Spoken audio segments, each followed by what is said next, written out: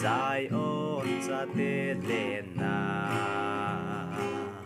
i chu ka tun so din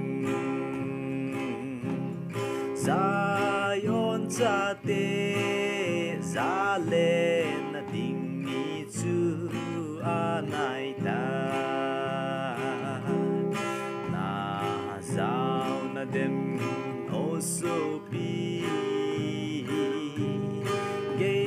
sang le chun tôn sốt có kỳ hôn hôm lâu đình hình khô đâm lại và cái gia đình tiêu vinh lấy lung ngày na bụi măng khan tê đầm lại ni khu ngày chát til atam me ba bang i hin khu mo le ding kon cha hin ba kai na tong u te Zion cha te za lên ding ni chu anai ta na zao na dem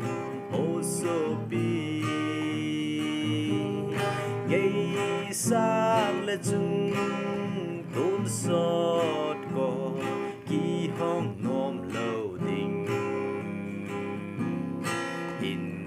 khô đâm lại ba cái gia đình phiêu vinh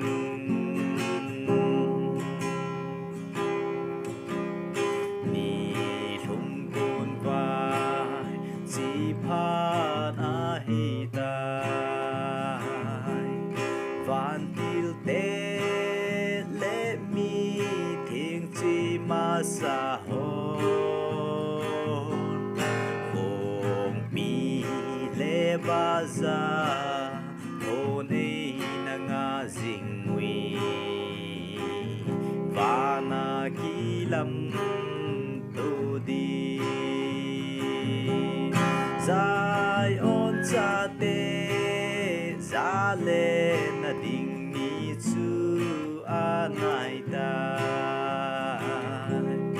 na zao na dem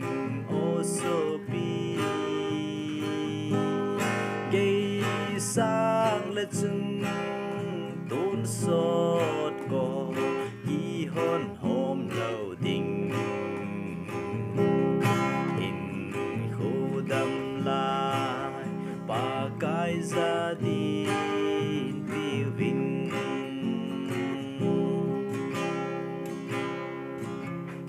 ba cái Krista lal na gam ma chung